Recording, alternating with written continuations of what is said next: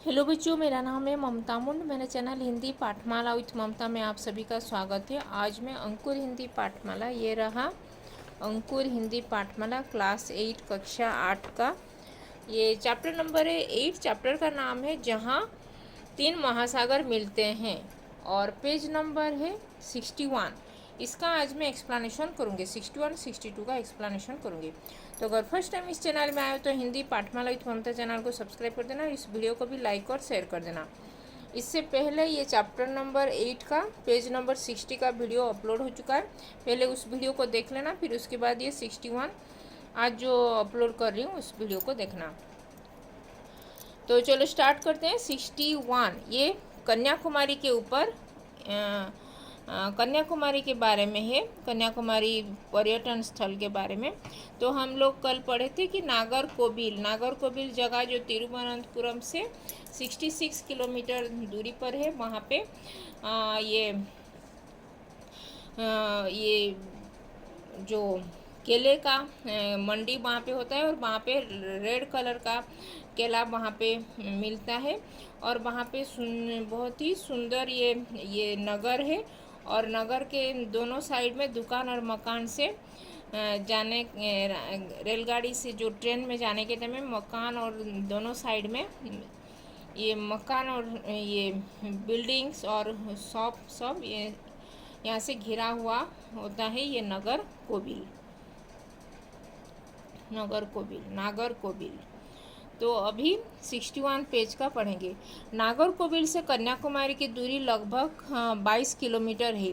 तो तिरुवनंतपुरम से नागरकोविल है 66 किलोमीटर और नागरकोविल से ये कन्याकुमारी है 22 किलोमीटर, 22 किलोमीटर यानी कि 22 किलोमीटर है। नागरकोविल से कन्याकुमारी की दूरी लगभग 22 किलोमीटर है।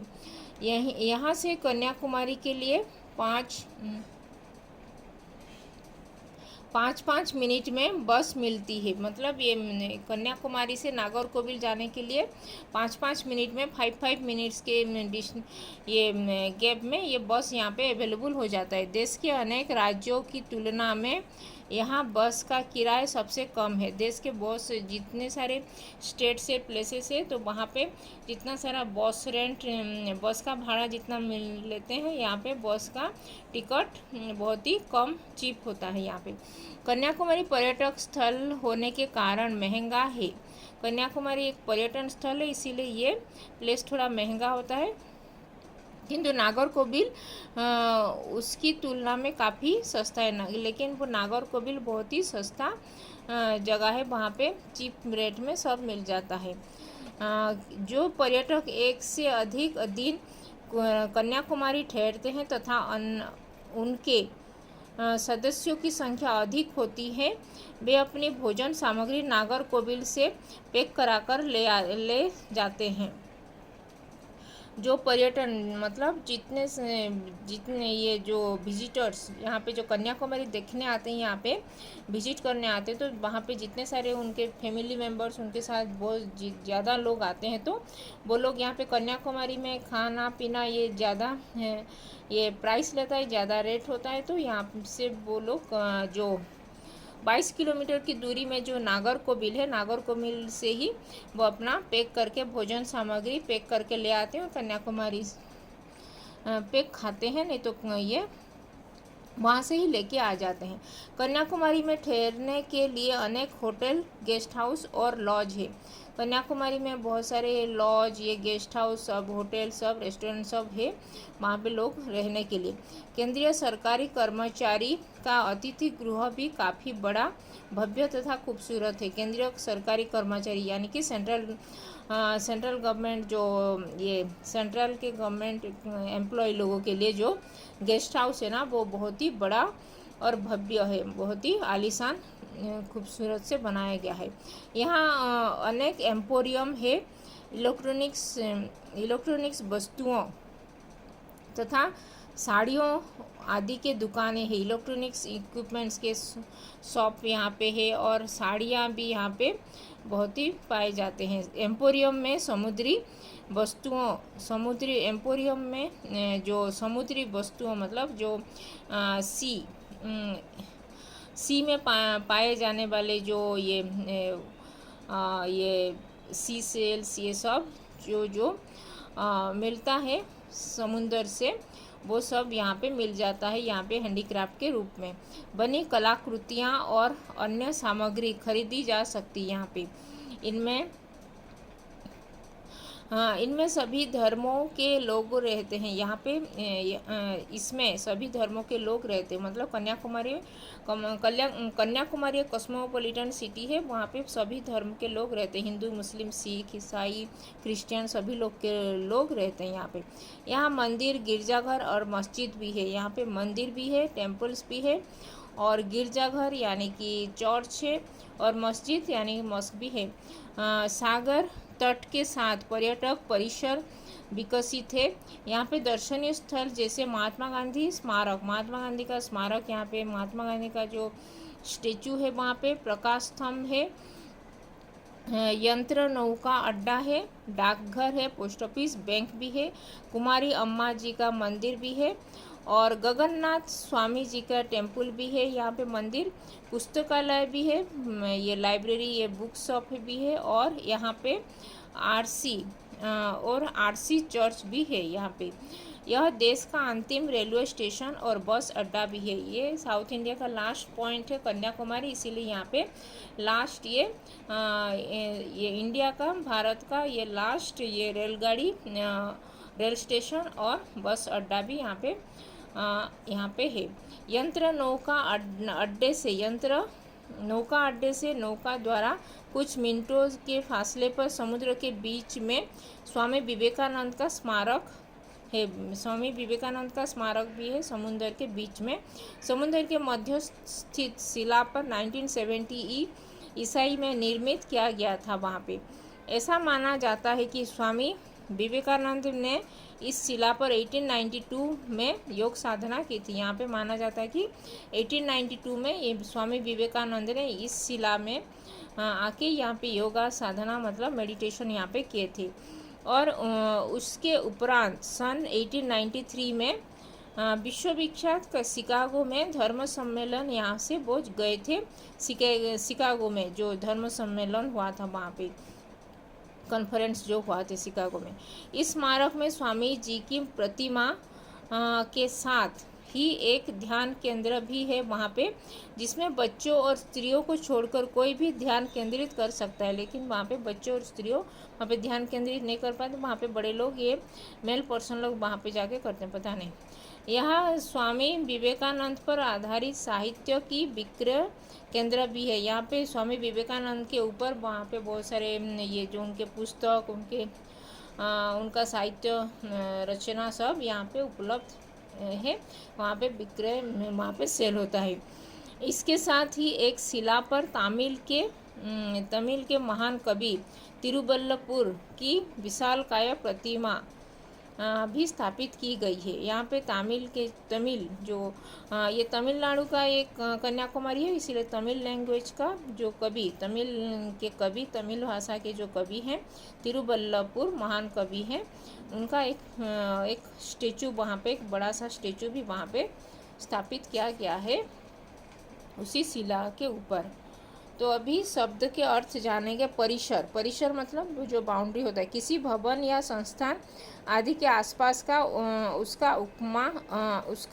अपना क्षेत्र जो बाउंड्री होता है उसको बोलते हैं परिसर।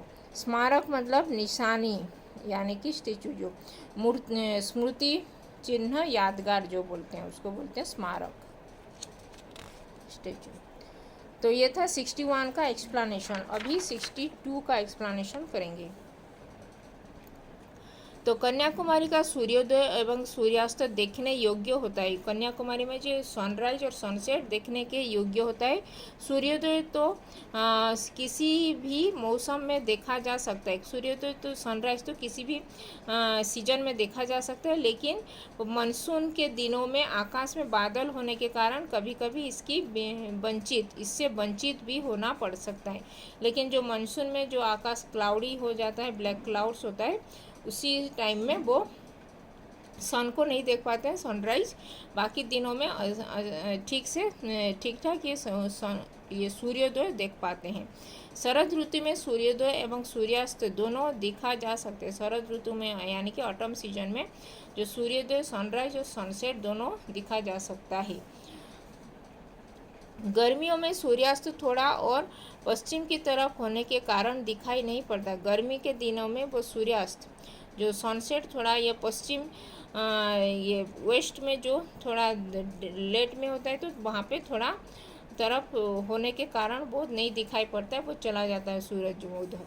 यदि पूर्णमासी के दिन यहाँ की यात्रा की जाए तो सोने में सुहागा जैसा होता है। जो अगर पूर्णमासी यानी कि फुल मून डे में अगर यहाँ पे ट्रैवल करोगे कन्याकुमारी में, तो वहाँ पे सभी अच्छे से देख पाओगे बोल के यहाँ पे लिखा गया है।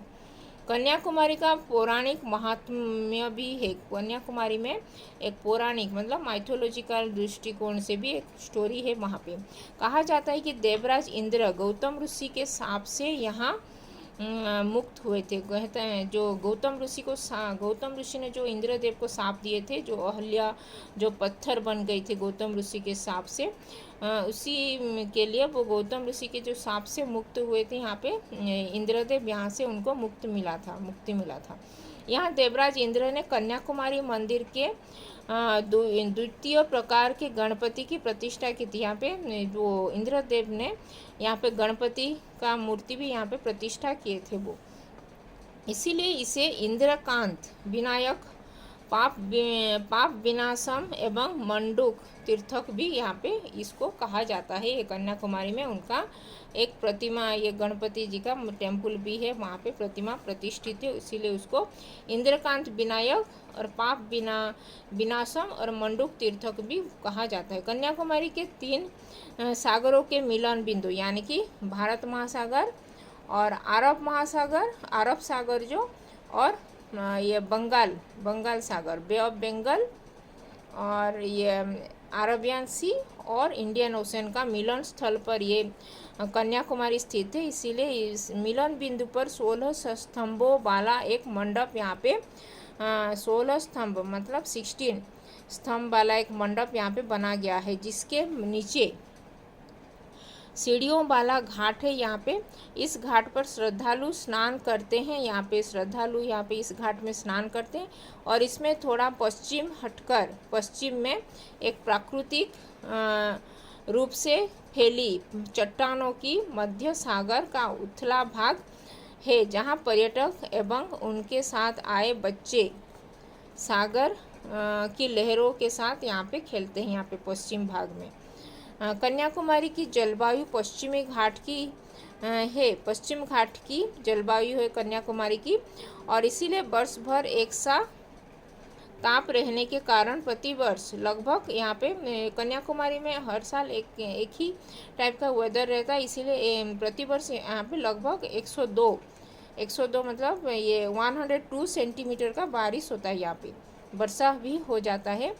वर्षा होता है, और धरती पथरीली है, इसीलिए नारियल यहाँ पे धरती पथरीली मतलब स्टोन यहाँ पे बहुत ये है, उसका धरती पथरीला है, इसीलिए यहाँ पे नारियल, किक्कर, इमली का ही वृक्ष यहाँ पे पाए जाते हैं, यहाँ पे उगते हैं।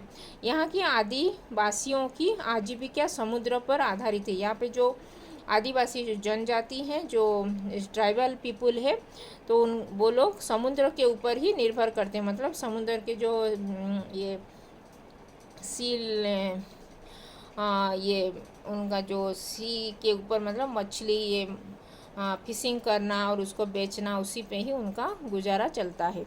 कुछ और सी सेल से जो बनाते हैं हैंडीक्राफ्ट बना के वो लोग बेचते हैं, उसी में ही उनका ये पारिवारिक ये एक्सपेंस जो फैमिली एक्सपेंस वो लोग चलाते हैं। कुछ लोग पर्यटन व्यवसाय में लगे हैं। कुछ लोग यहाँ पे जो आदिवासी लोग, यहाँ पे जो जनजाति हैं, यहाँ पे वो लोग वो पर्यटन मतलब ये टूरिज्म डिपार्टमेंट भी लगे हुए हैं, टूरिज्म में काम करते हैं। किंतु यहाँ अधिकांश दुकानों के मालिक अन्य राज्यों के हैं। किंतु यहाँ पे जो मालिक, यहाँ पे जो दुकान सब है, दूसरे स्टेट के लोग आके यहाँ पे ये दुकान लगा के यहाँ पे रहते हैं। वो लोग यहाँ पे ये बिजनेस करते हैं। यहाँ की भाषा तमिल, मलयालम और अंग्रेजी है। यहाँ का जो भाषा है, यहाँ पे जो लोग यहाँ पे बात करते हैं, तमिल की भाषा, मलयालम भाषा और इंग्लिश की भाषा बात करते हैं। किंतु हिंदी में काम चलाया जा सकता है, लेकिन कुछ लोग हिंदी भी जानते हैं, ऐसे काम चला हिंदी यहाँ पे चल जाता है। 2 अक्टूबर को दोपहर के ठीक 12 बजे जहाँ सूर्य की किरणें दिखाई देती है, जहाँ पे दोपहर के 2 अक्टूबर को जो महात्मा गांधी जयंती होता है, गांधी जयंती, उसी दिन दोपहर के 12 बजे 12 नून में जहाँ पे सूर्य की फर्स्ट किरणें वहाँ पे दिखाई देती है। और वहाँ सूर्य की किरणें वहाँ पे गांधी जी का एक स्मारक बनाया गया है, जहाँ पे सूर्य देव का किरण, सनलाइट वहाँ पे पड़ता है। वहाँ पे ये 2 अक्टूबर को वहाँ पे महात्मा गांधी का एक स्मारक वहाँ पे बनाया गया है। और प्रकाश स्तंभ से कन्याकुमारी को देखना एक अद्भुत अनुभव है।